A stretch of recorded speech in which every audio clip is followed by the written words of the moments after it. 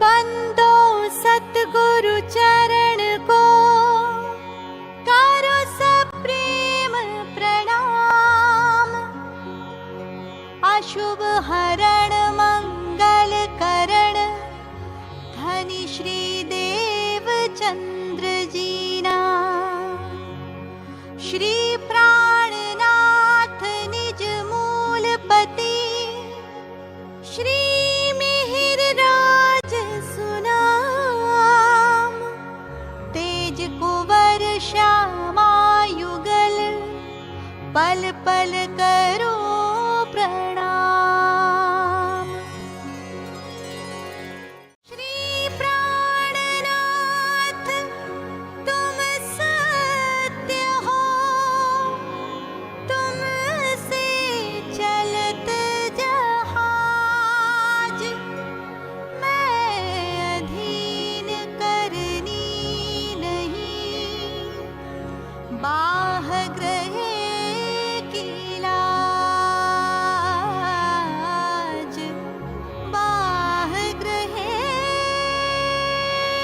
की लाज।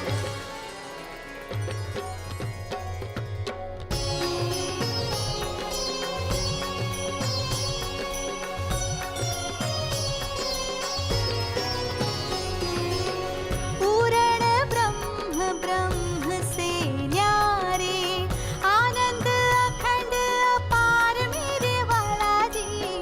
आनंद अखंड अपारे, आनंद अखंड अपारे। शिव सनकादिक आदिक इंचित, शेष न पावत पार मेरे वाला जी। शेष न पावत पारे, शेष न पावत पारे।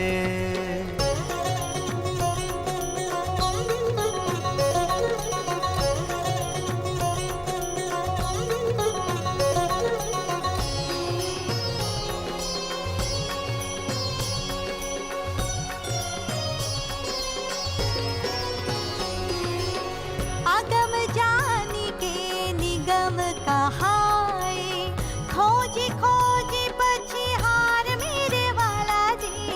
खोजी खोजी पछिहारे, खोजी खोजी पछिहारे। जानिक मूल धनी अंगना अपनी, सो घर आए हमार मेरे वाला जी। सो घर आए हमारे, सो घर आए हमारे।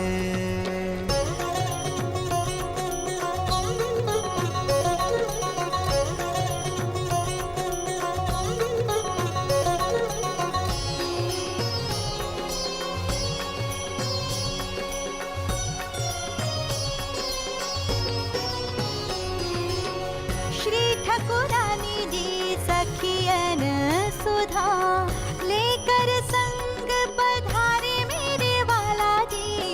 लेकर संग पधारे, लेकर संग पधारे। त्रिगुण फास के फंद पड़े थे, सो फंदा निर्वार मेरे वाला जी। सो फंदा निर्वारे, सो फंदा निर्वारे।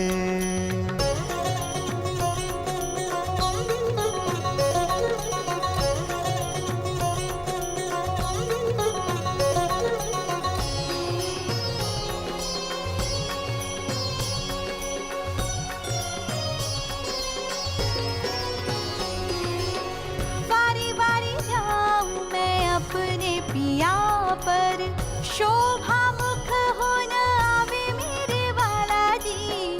शोभा मुख हो न आवे, शोभा मुख हो न आवे।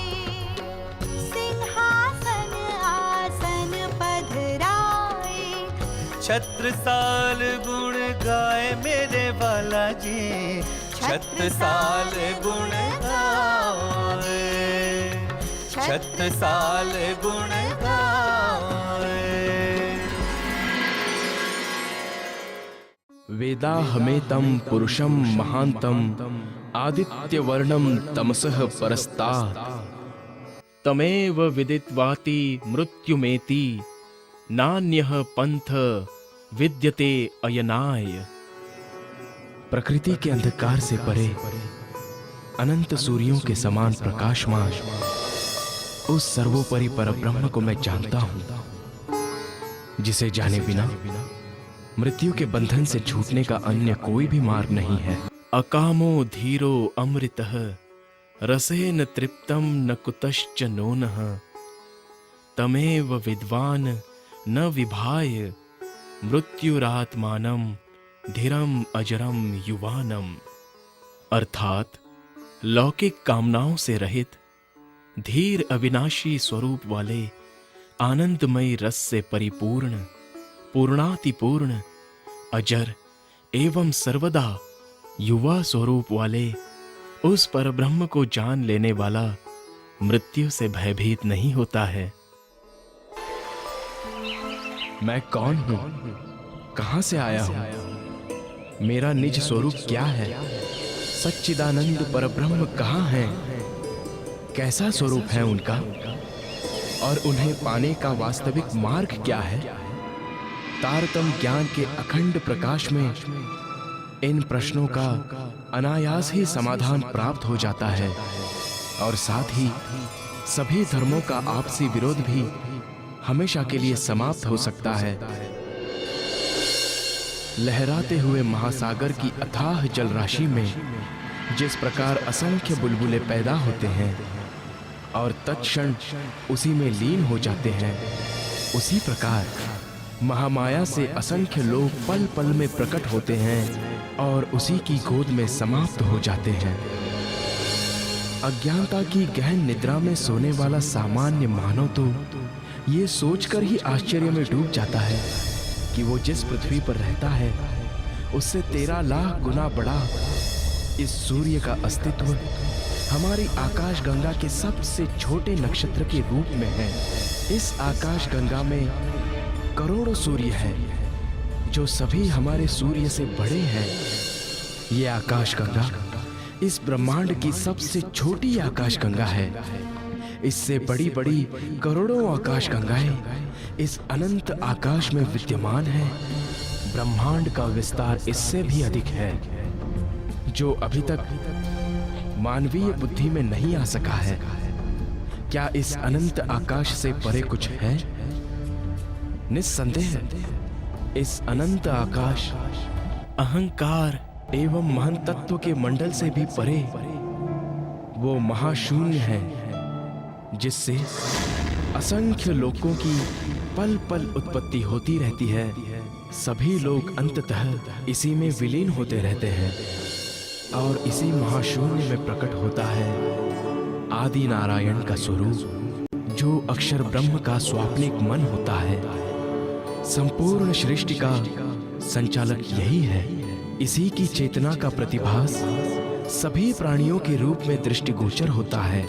संसार के अधिकांश मनुष्यों का प्रायः यही आराध्य देव है और इससे परे ये योग माया का अखंड मंडल है जहाँ अक्षर ब्रह्म अपनी अखंड एवं चैतन्य प्रकृति के साथ क्रीड़ा करता है। ये अद्वैत भूमिका है। यहाँ के कण कण में चैतन्यता, अखंडता एवं ब्रह्म रूपता के दर्शन होते हैं। ये वेदों में चतुष्पाद विभूति के रूप में वर्णित हैं। भगवान शिव, महाविष्णु, संकादिक, शुकदेव, कबीर आदि की ध्यान क्रीड़ा का यही स्थान है। किंतु इस योग माया मंडल से परे वो स्वलीला अद्वैत अनादि अनंत परम धाम है जहाँ के कण कण में सच्चिदानंद परब्रह्म का ही स्वरूप समाया हुआ है। एकमात्र तारतम ज्ञान के प्रकाश में ही ये यथार्थ रूप से विदित हो सकता है कि प्रकृति के नितांत परे वो स्वलीला अद्वैत परम धाम कहाँ है एवं कैसा है? तारतम्येन जानाति सच्चिदानंद लक्षणम। अब हम क्या करें? कैसे समझाएं देवचंद्र को? वो तो हमारी कोई बात मानने को ही तैयार नहीं। इस प्रकार कब तक चलता रहेगा? मैंने सोचा था कि यहां भोजनगर में रहकर देवचंद्र के मन में फिर से अपनी ममता को जगा पाऊंगी, किंतु यहां रहकर भी तो कोई लाभ ही नहीं हो रहा। आखिर वो हमारा इकलौता पुत्र है, हमें कुछ तो करना होगा, नहीं तो मेरा देवचंद्र अपना सारा जीवन बैरागी बनकर ही बिता देगा। मैं भी यही सोच रहा हूं और मुझे इस बात का एक ही हल दिखाई दे रहा है। किसी तरह देवचंद्र की शादी करा दी जाए ताकि वो पत्नी और बच्चों के मोह में फंस जाएगा। फिर हम जैसा चाहेंगे वही होगा। क्या आपको लगता है कि देवचंद्र विवाह के लिए हाँ करेगा? कुंवर, मैं जानता हूं वो कभी अपनी इच्छा से विवाह नहीं करेगा, इसलिए हमें उसके विवाह की तैयारी बहुत ही गुप्त रूप से करनी होगी। फिर विवाह के दिन हम कैसे भी करके उसकी शादी करवा देंगे। ठीक है स्वामी, यदि आप ऐसा चाहते हैं तो हम वैसा ही करके देख लेते हैं। हो सकता है परमात्मा हमारी इच्छा पूर्ण कर दे।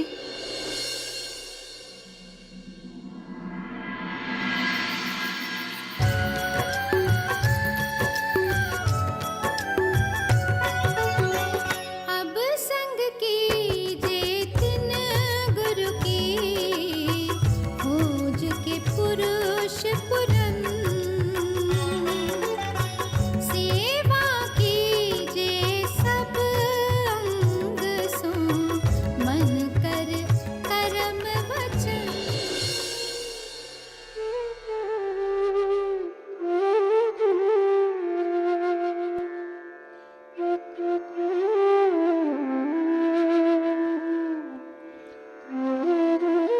देवचंद्र, मैं तुम्हारी सेवा से अति प्रसन्न हूं, इसलिए मैं तुम्हें मंत्र दीक्षा देना चाहता हूं। अतः तुम आने वाले गुरुवार को प्रातः भद्र भेष होकर आ जाना। जैसी आपकी आज्ञा गुरुदेव। मैं गुरुवार को प्रातः ही उपस्थित हो जाऊंगा।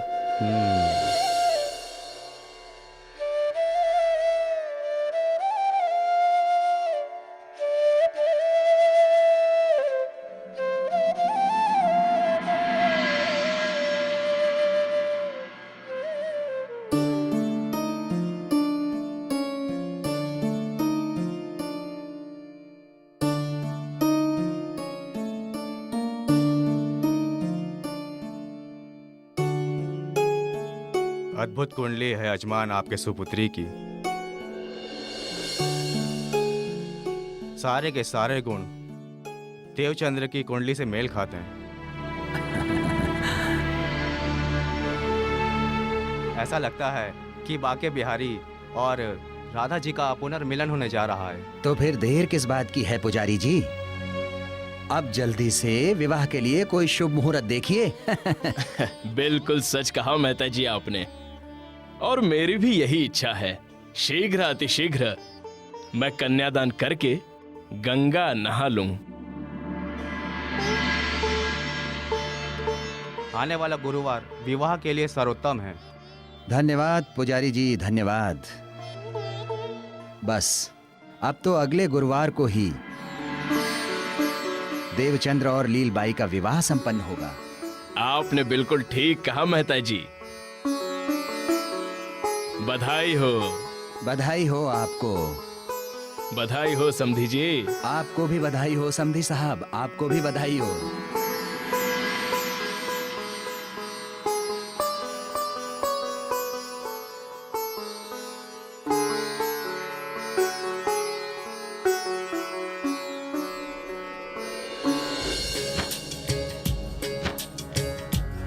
एक और गुरुवर चले देने दीक्षा राह, दूजियार पितुमात ने तय कर दिया विवाह। देवचंद्र इस बात से है बिल्कुल अनजान, निज मुंडन करवा रहे, नहीं किसी का ध्यान, नहीं किसी का ध्यान।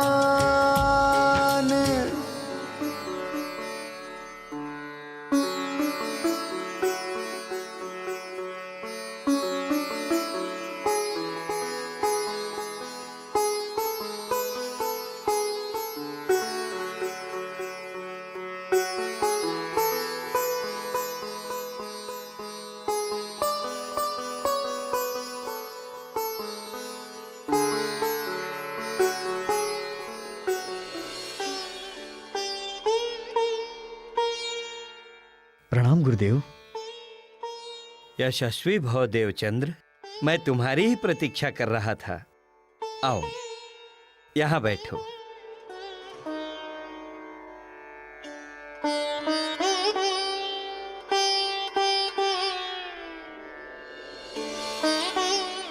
देवचंद्र, क्या इससे पहले तुमने किसी और को भी गुरु बनाया है?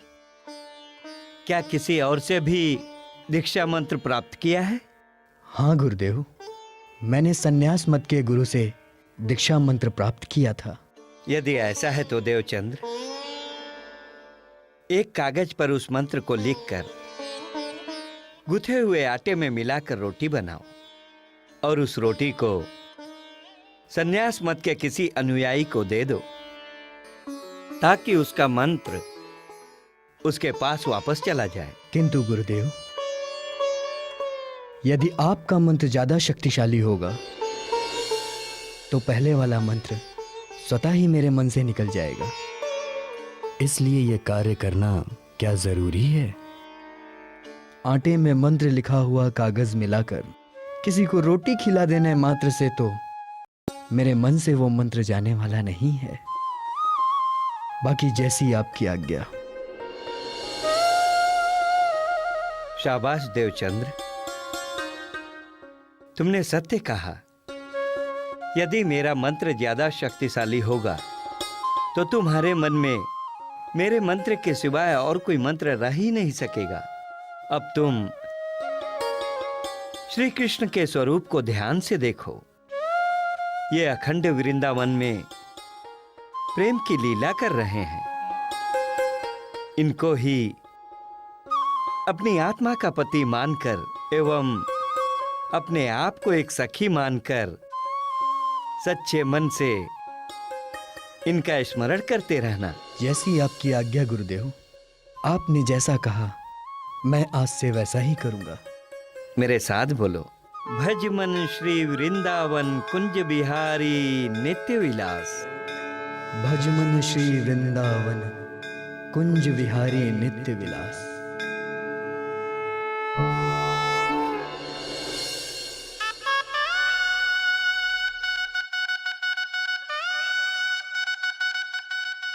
बजाओ बजाओ, जोर से बजाओ। हाँ भाई, जरा फूल ध्यान से लगाना, जरा ध्यान से। जी अच्छा। ए भैया, जरा ऊपर फूल ज्यादा लगाओ, इधर भी लगाओ, उधर भी लगाओ और पीछे भी लगाओ। सुनिए सुनिए तो। हाँ, विवाह का मुहूर्त होने को आया, देवचंद अभी तक नहीं आया। वो अवश्य हरिदास जी के पास होगा। आप किसी को भेजकर बुलवाइए। मैं स्वयं ही जाता हूँ और हरिदास जी को भी अपने साथ लेता हूँ। हाँ। वो हमारे और देवचंद के गुरु हैं। उनका इस विवाह समारोह में उपस्थित होना हमारे लिए गर्व की बात होगी।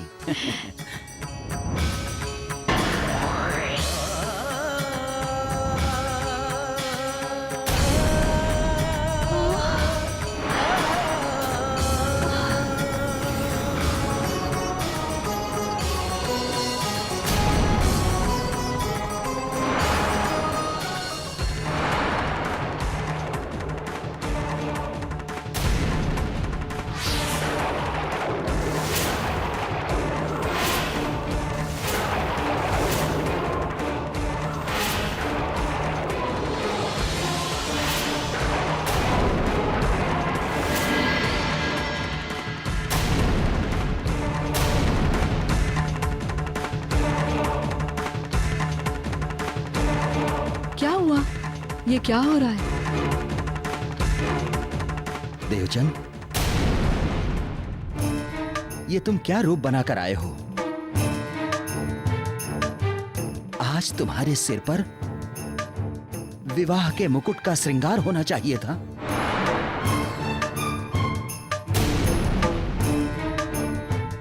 और तुम माता पिता की मृत्यु के शोक जैसा रूप बनाकर आ रहे हो। तुम्हारी मूर्खताओं ने मेरी और तुम्हारी माता की इच्छाओं का गला घोट दिया है। पिताश्री, मैंने ऐसा कौन सा अपराध किया है कि आप मुझ पर ऐसे क्रोधित हो रहे हैं? कौन सा अपराध किया है ये मुझसे पूछ रहा है तू? एक तो मेरे जीवित रहते सिर मुंडवाया और दूसरे ये कार्य विवाह के शुभ अवसर पर किया। हे भगवान, कहा मैं आज तुम्हारे सिर पर विवाह का मुकुट देखने की इच्छा किए था और तू सन्यासी बनकर आ गया। देवचंद, तूने ऐसा क्यों किया पुत्र? हमने तो तेरे पूजा पाठ में कभी कोई बाधा नहीं डाली,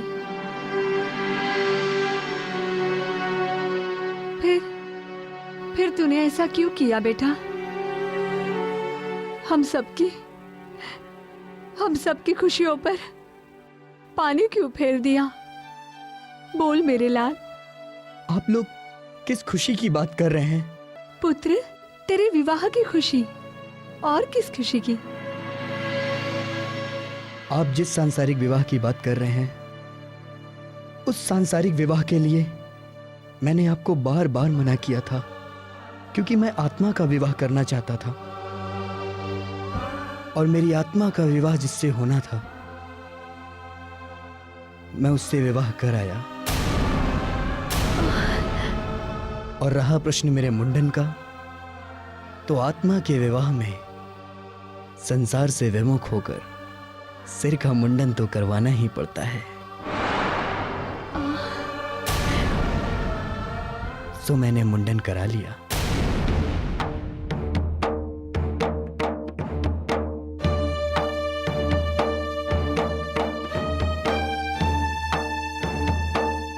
देख,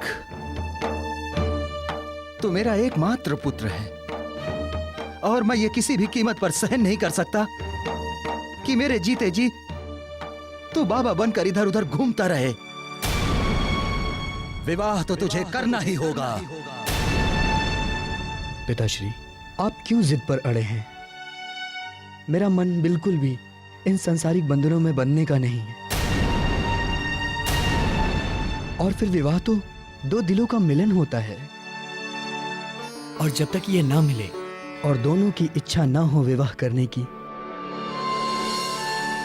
तब तक जबरदस्ती उनका विवाह करवाना तो एक घोर अन्याय है। पिताश्री, आप जरा उस लड़के के विषय में भी तो सोचिए। यदि वो मेरे साथ सुखी नहीं हो पाई तो उसका क्या होगा? फिर तू ही बता कि क्या करूं मैं? क्या करूं मैं? क्या जवाब दूं इन सारे मेहमानों को? क्या कहूं लीलबाई और उसके सारे परिवार वालों से कि फेरे की अग्नि को हवन कुंड की अग्नि में बदल दो, क्योंकि मेरा बेटा आपके यहां विवाह करने नहीं बल्कि हवन प्रवचन करने आ रहा है, उपदेश देने आ रहा है। पिताश्री, आज जो भी स्थिति उत्पन्न हुई है उसके लिए मैं जिम्मेदार नहीं हूं। ये सब करने से पहले आपको मुझसे बात करनी चाहिए थी। ये जानना चाहिए था कि मैं उसके लिए राजी हूं या नहीं। जिस विवाह के बंधन में आप मुझे बांधना चाहते हैं, मेरे लिए वो विवाह दलदल है, जिसमें एक बार फंसने के बाद उससे निकलना असंभव है। बस बस कर मुझे उपदेश देना।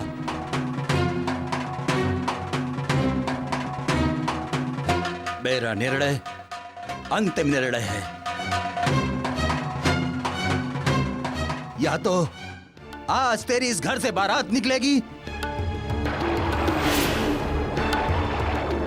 या हम दोनों की अर्थी।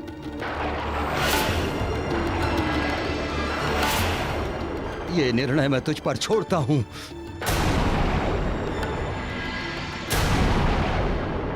आपकी जिद के आगे मैं विवश हूं पिताश्री। जैसी आपकी इच्छा है मैं वैसा ही करूंगा, किंतु इतना अवश्य कहूंगा, मेरी आत्मा कभी इस विवाह को स्वीकार नहीं करेगी।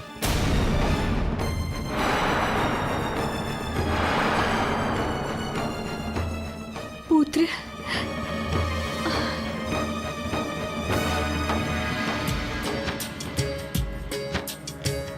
जाना था सन्यास में, किंतु मिला संसार। हाय विवश है मन बड़ा, कैसी ये दो धार।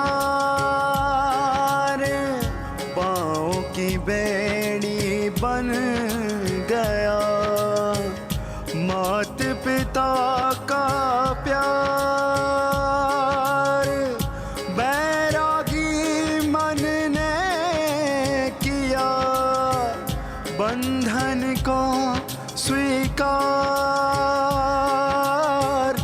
बंधन को स्वीकार।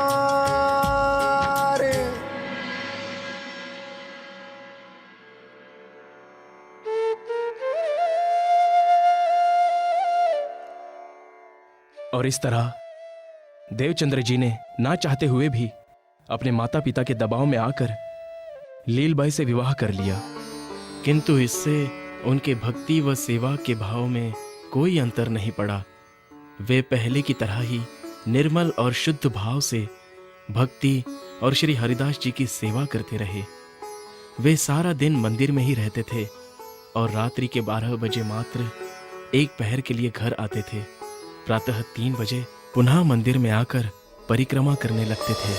एक दिन जब वे हरिदास जी के घर की परिक्रमा कर रहे थे, भजमन श्री वृंदावन कुंज विहारी नित्य विलास, भजमन श्री वृंदावन कुंज विहारी नित्य विलास, भजमन श्री वृंदावन कुंज विहारी नित्य विलास, भजमन श्री वृंदावन कुंज विहारी नित्य विलास, भजमन श्री वृंदावन कुंज विहारी नित्य विलास, भजमन श्री वृंदावन कुंज विहारी नित्य विलास, भजमन श्री वृंदावन कुंज विहारी नित्य विलास, भजमन श्री वृंदावन कुंज विहारी नित्य विलास, भजमन श्री वृंदावन कुंज विहारी नित्य विलास, भजमन श्री वृंदावन कुंज विहारी नित्य विलास। कौन है? भजमन श्री वृंदावन कुंज विहारी नित्य विलास। कौन है वहां? प्रणाम गुरुदेव, मैं देवचंद गुरुदेव। देवचंद्र, इतनी रात को बाहर क्या कर रहे हो? रुको, मैं नीचे आकर किवाड़ खोलता हूं।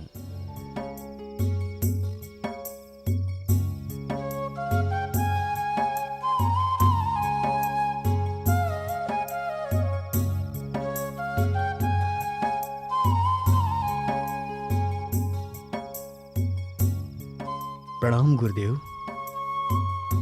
प्रणाम। यशस्वी भव।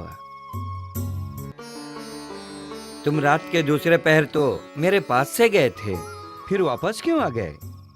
और मेरे घर की परिक्रमा क्यों कर रहे थे? गुरुदेव, मुझे ऐसा लगा कि सवेरा हो गया है, इसलिए चला आया। देवचंद्र, अभी तो रात भी पूरी तरह नहीं गुजरी।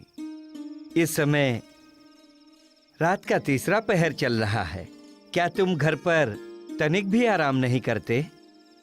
जाओ घर, जाकर आराम करो और सूर्य निकलने पर ही आना। जैसी आज्ञा गुरुदेव। अशुभ करम निंदा लिए, शुभ करम नाम ना लई जाए। गोप साधन कीजे ते माटे, गोप साधन कीजे ते माटे। जेम सुख जीवने पोहतू थाए, जेम सुख जीवने पोहतू थाए।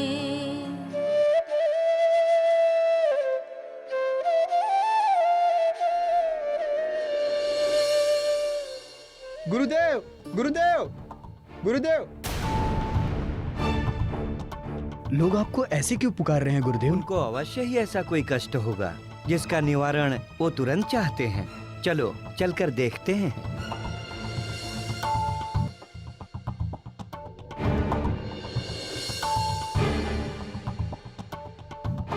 हरिदास जी, हरिदास जी, मेरे बच्चों को बचाइए, मेरे बच्चे को बचाइए हरिदास जी।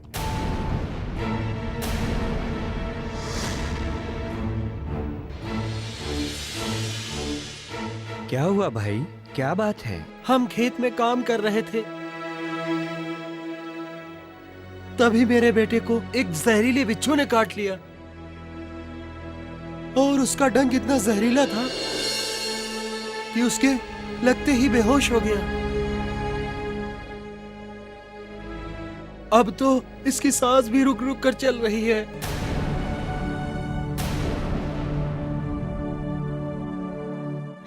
ये मेरा इकलौता बेटा है, आप कैसे भी इसे बचाइए, आपका एहसान मैं कभी नहीं भूलूंगी।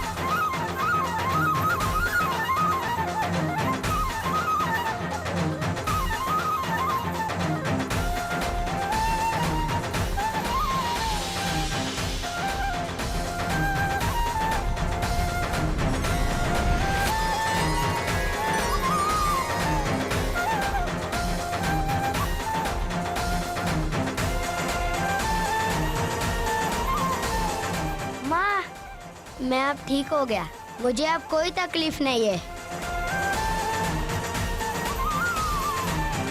माँ, माँ, माँ, हाँ बेटा, माँ, हरिदास जी, मेरा लाल। दुनिया में दान तो लोग बहुत सारी चीजों का करते हैं,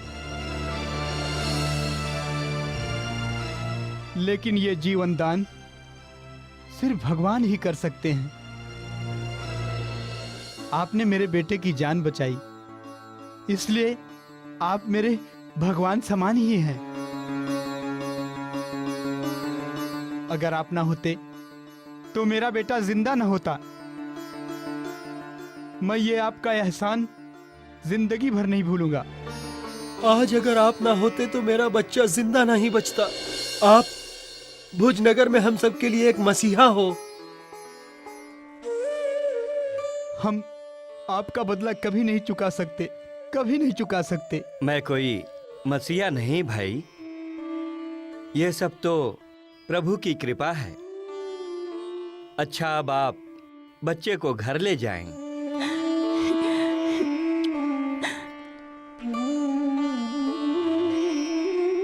और इसे हल्दी वाला दूध पिलाकर आराम करने दें।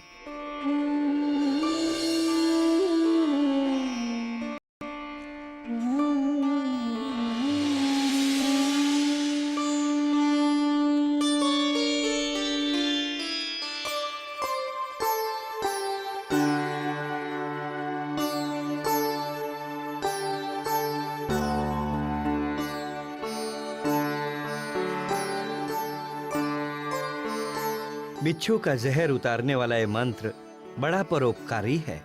यदि समय रहते मंत्र द्वारा उसका जहर ना निकलता तो वो लड़का जिंदा नहीं बचता। देवचंद्र, मैं चाहता हूं कि तुम भी इस मंत्र को सीख लो।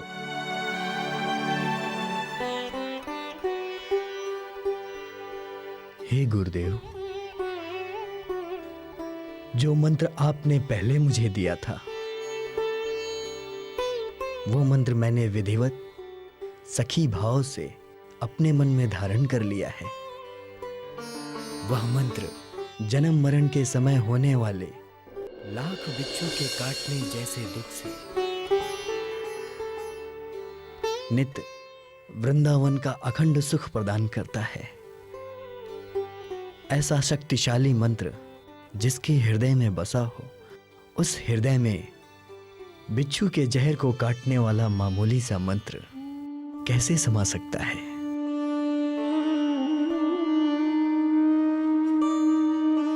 तुम धन्य हो देवचंद्र, तुम्हारी बुद्धि का मैं कायल हो गया हूं। तुम में साधारण मनुष्यों से अलग बुद्धि है। नहीं गुरुदेव, मुझसे अधिक बुद्धि और ज्ञान आपके पास है। नहीं, ये सत्य नहीं है। तुम्हारे पास जैसी विवेकशील बुद्धि है वैसी मेरे पास भी नहीं है। आत्मकल्याण के बारे में जैसा तुम्हारा दृढ़ विश्वास है वैसा विश्वास मेरे पास नहीं है। देखना, एक समय आएगा जब बड़े बड़े विद्वान और ज्ञानी तुम्हारी बुद्धि का लोहा मानेंगे, तुम्हारे ज्ञान के आगे नतमस्तक होंगे। तुम इस समाज के लोगों को ज्ञान की एक नई परिभाषा दोगे। एक ऐसी परिभाषा जो हर मनुष्य की समझ में आएगी। ये मेरा आशीर्वाद है। प्रणाम गुरुदेव। भजमन श्री वृंदावन कुंज विहारी नित्य विलास। भजमन श्री वृंदावन कुंज विहारी नित्य विलास। भजमन श्री वृंदावन कुंज विहारी नित्य विलास। भजमन श्री वृंदावन कुंज विहारी नित्य विलास। भजमन श्री वृंदावन कुंज विहारी नित्य विलास।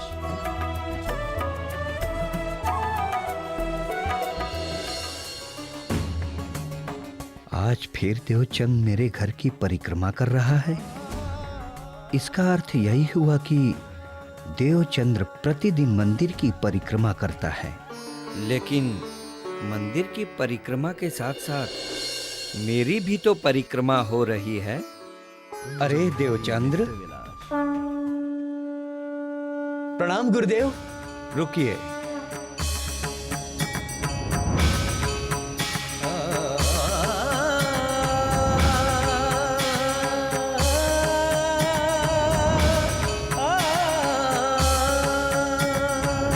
प्रणाम गुरुदेव। आयुष्मान भव। तुम आज फिर प्रातःकाल ही वापस आ गए। क्षमा करें गुरुदेव, मुझे आज भी समय का आभास ना हो सका, इसलिए ऐसी भूल हुई। मैं जाता हूं। ठहरो देवचंद्र। क्षमा तो उस भूल के लिए मांगी जाती है जो अनजाने में हो जाए, परंतु जानबूझकर जो भूल होती है वो भूल नहीं होती। मैं आपकी बात का मतलब नहीं समझा गुरुदेव। देवचंद्र, उस दिन पहली बार जब मैंने तुम्हें देखा अपने घर की परिक्रमा करते हुए और तुमसे पूछा कि आधी रात को ये क्या कर रहे हो, तो तुम्हें याद है तुमने मुझे क्या उत्तर दिया था? यही कि मुझे समय का पता ना चला, इसलिए चला आया। हाँ, यही कहा था तुमने, और मैंने तुम्हारी बात पर विश्वास कर लिया था। लेकिन आज मैं पूर्ण विश्वास के साथ कह रहा हूं कि तुमने उस दिन भी मुझसे झूठ बोला था और आज भी झूठ बोल रहे हो। क्या कारण है इस झूठ का? परिक्रमा तो मैं बस श्रद्धा और भाव से करता हूँ, इससे मेरे मन को शांति मिलती है।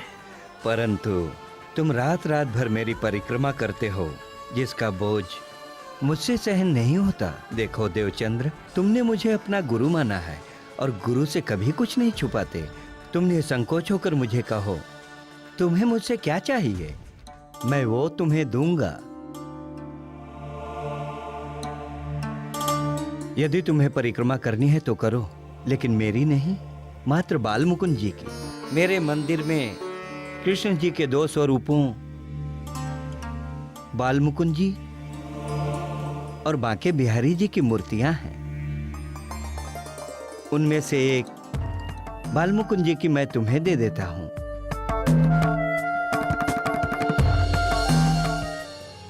तुम उस मूर्ति को अपने घर में स्थापित कर लेना। इससे तुम्हें रात में यहां नहीं आना पड़ेगा। तुम अपने घर में ही बाल मुकुंद जी की परिक्रमा कर सुख प्राप्त करते रहना। जैसी आज्ञा गुरुदेव, मैंने आपकी हर आज्ञा का पालन सदैव ही किया है। आप जैसा कह रहे हैं मैं वैसा ही करूंगा। अब तुम अपने घर जाओ और अपने घर में बाल मुकुंद जी को पधराने की व्यवस्था करो। कल प्रातः बाल मुकुंद जी को लेने के लिए मंदिर आ जाना। जैसी आज्ञा गुरुदेव। प्रणाम गुरुदेव। प्रणाम।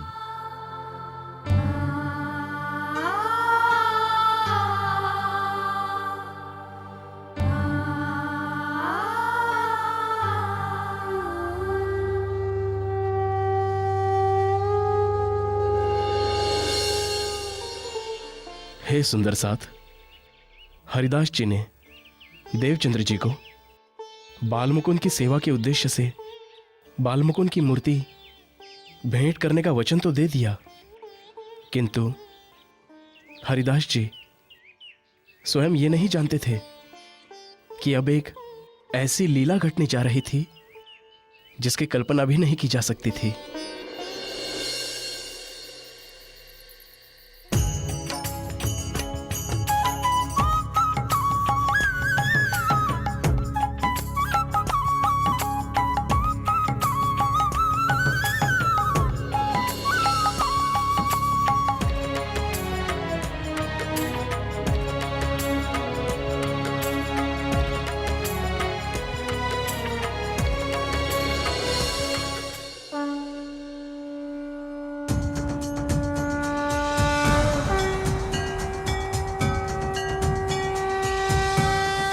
सदैव की भांति उस रात भी बाल मुकुंद और बाके बिहारी की शयन आरती करके उन्हें भोग लगाकर सोने के लिए अपने कक्ष में चले गए।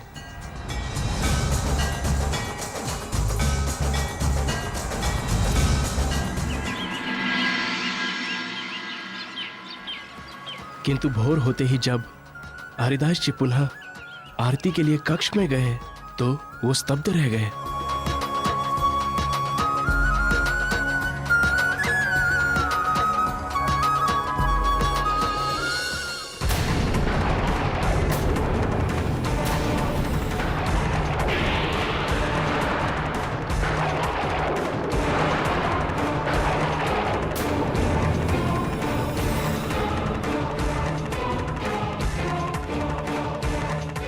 अरे अरे बाल मुकुंद जी कहाँ गए?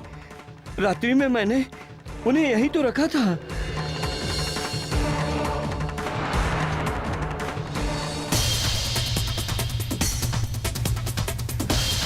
अरे भाग्यवान, सुनती हो? जल्दी आओ। देखो देखो यहाँ क्या हो गया।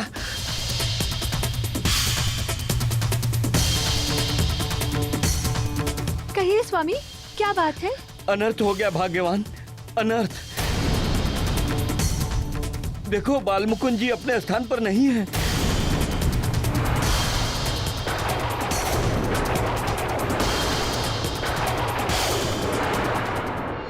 क्या तुम्हें पता है यहाँ से बाल मुकुंद जी की मूर्ति कहाँ गई? जी मुझे कुछ नहीं पता। भाग्यवान, रात को यहाँ कोई आया तो नहीं था? जी मैंने किसी को यहाँ आते नहीं देखा। किस पे इतना साहस कि वो रात को मंदिर में आए? यहाँ कोई आया नहीं था तो क्या बाल मुकुंद जी स्वयं यहाँ से चले गए?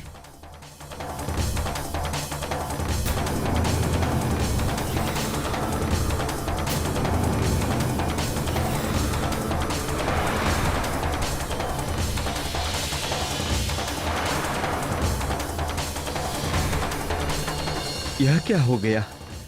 अब मैं देवचंद्र को क्या जवाब दूंगा? कहीं वो ये ना सोचे कि मैं उनको मूर्ति नहीं देना चाहता था, इसलिए मैंने छिपा दिया। गुरुदेव, बाल मुकुंद जी की मूर्ति कहाँ गई? यही तो पता नहीं चल रहा। कल रात मैंने शयन आरती करके एवं भोग लगाकर उन्हें शयन कराया था, किंतु प्रातः जब मैंने मंदिर का दरवाजा खोला तो मैंने उन्हें यहां नहीं पाया। देवचंद्र, तुम कहीं यह तो नहीं सोच रहे कि मैंने जानबूझकर उन्हें कहीं छिपा दिया है?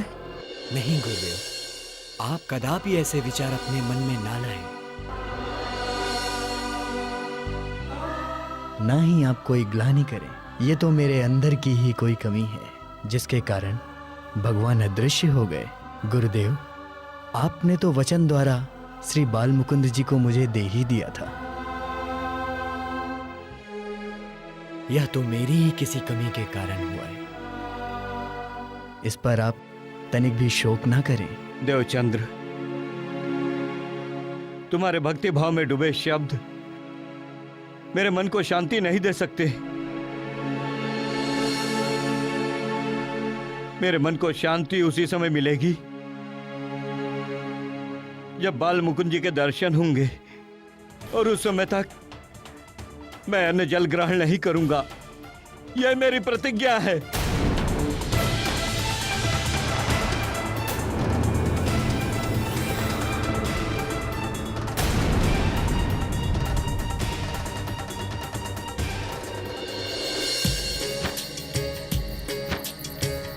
गुरु दुखी है निज वचन, पूर्ण नहीं कर पाए। बैठे प्रभु के ध्यान में, भूख प्यास बिसराए। इधर शिष्य को अन्न जल दिल भर नहीं सुहाए। गुरु ही भोजन ना करे तो शिष्य कहाँ से खाए। शिष्य कहाँ से खाए।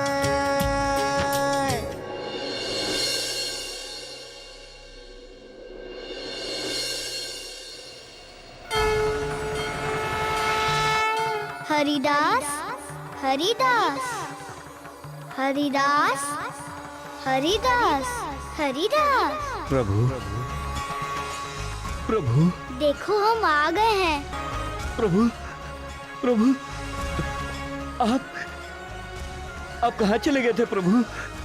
आपको ढूंढते ढूंढते मेरी आंखें पथरा गई थी प्रभु।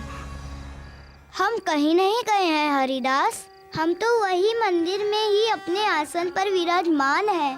प्रभु, यदि आप मंदिर में ही हैं, तो मुझे दिखाई क्यों नहीं दिए?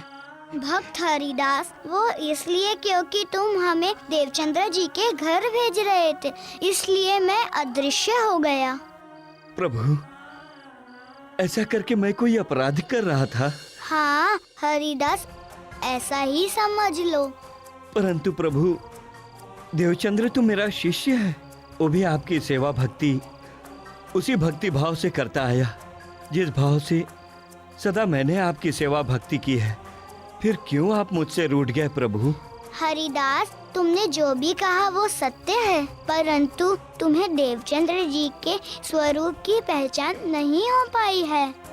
तुम्हें उनकी महिमा नहीं पता है। वे तो सर्व देवों के देव और इष्टों के इष्ट हैं। इसी कारण मैं ना तो उनकी सेवा सहन कर सकता हूँ और ना ही उनका कोई एहसान ले सकता हूँ। परंतु प्रभु, अब मैं देवचंद्र को क्या उत्तर दूं? मैंने तो उन्हें आपको देने का वचन दिया है। मेरे वचन की लाज रहने का उपाय अब आप ही बताइए प्रभु।